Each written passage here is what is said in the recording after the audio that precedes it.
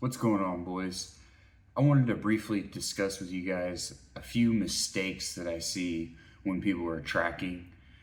Specifically, I've had a few coworkers and just close friends tell me some things, and I'm like, I wonder how many people do these things that actually skew their numbers and thus their results.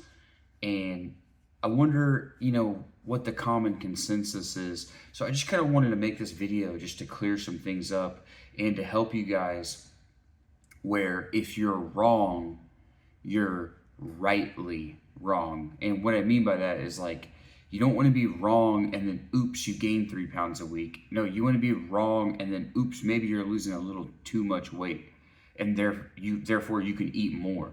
So you want to fall on that category where if you're wrong, it actually helps your progress, maybe even more, or at least just helps your progress versus if you're wrong, destroys your progress. So what I mean by that is overestimating calories burned, underestimating calorie variances in different foods like potatoes and apples and just things like that.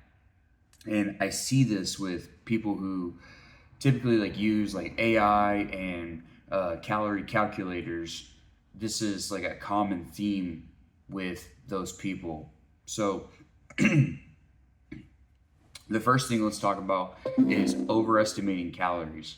The problem with that is pretty obvious, right? Like if you're not in a steep enough deficit, it can be the difference between you actually losing weight and getting cut versus you just staying the same or even actually gaining weight. So the general rule of thumb is for me in my body, and I guess this is something that you just have to test through a decent period of time, like 3 months, and just kind of look at the data and see what it says, and then you can go off of how your body works.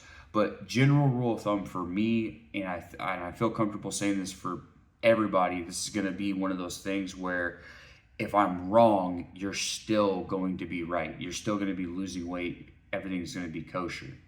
So 10K steps equals 300 calories. If you look at a calorie calculator or something online, if you use Google or AI sources, they'll tell you that 10K steps can be up to 600 calories or even 1,000 calories. And the thing is like maybe for like somebody who's like extremely overweight, the number gets a lot larger.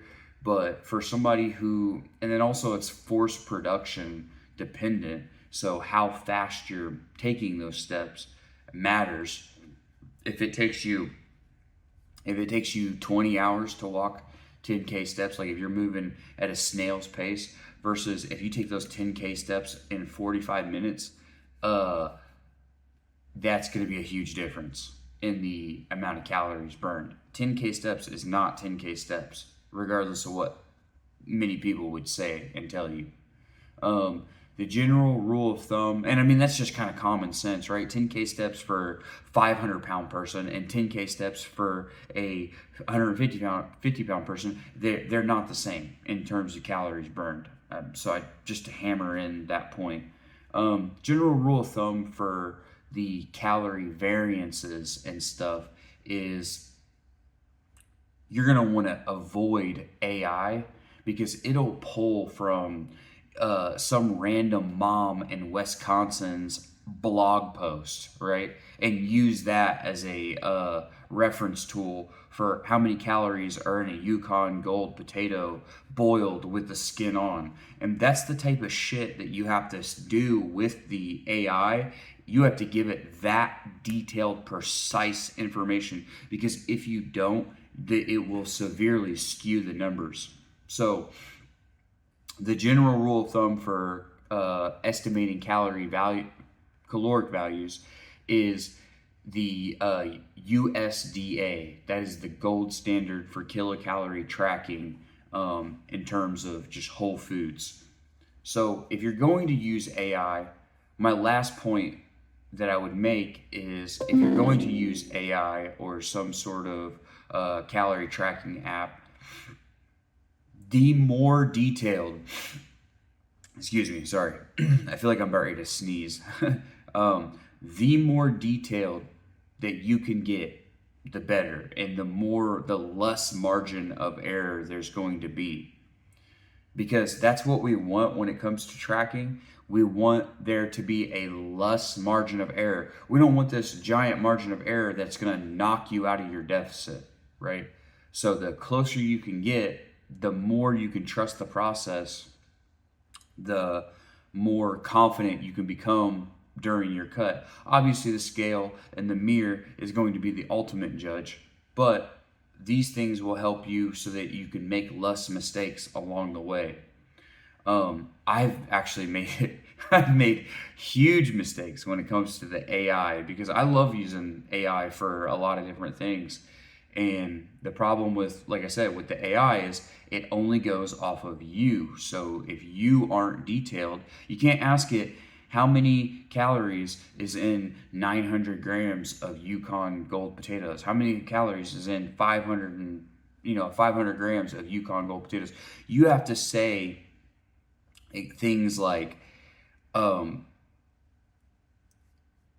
many grams of boiled skin-on Yukon Gold potatoes would I have to eat in order to eat 400 calories? That's the better question. And it's like how you word it too. It will pull more precise numbers the better the question you ask. So that's how I have tracked my food. As I'll say, how much of the food, how many grams, because that's how I use on my food scale. I don't measure ounces, I measure grams. How many grams of said food do I have to eat in order to equal this caloric value? So I can structure my meals based off of those numbers. And with that food, if it is something like potatoes, you have to say boiled skin on, boiled peeled, boiled or baked, and then just go through the different types of however you're going to prepare it. You have to put in, excuse me, oh my God, that's terrible timing of a yawn. I'm just still waking up. You have to put how you're going to prepare the food in order to get that precise tracking. My friends and my coworkers, I don't want to be that know-it-all guy, so I don't really tell them. My close friends, I can tell them like, hey bro, you're gonna want to avoid doing this. You're gonna, like with the AI, and you're gonna want to use the lesser number. So like for calories burned, if it says 3 to 900, I have coworkers who go, oh, 900. I burn 900 calories whenever I walk 10K step. It's like, I tell my best friends, my close people that I actually care about, if it says, 500 to 700, go with the low number. And then for food, if the food says, if it says 100 to 200 calories, go with 200 calories. Don't go with the 100 calories, because you might get a big one and it may be 200 calories or maybe a little over. So at least if you're tracking the higher number for the food and you're tracking the low end of the calories burned, you're like burning the candle at both ends, and you are going to fall. You're going to be rightly wrong. I know that sounds weird. I know it's like an oxymoron, but you're going to be wrong and it's still going to fall forward. You're going to fall forward even though you're wrong.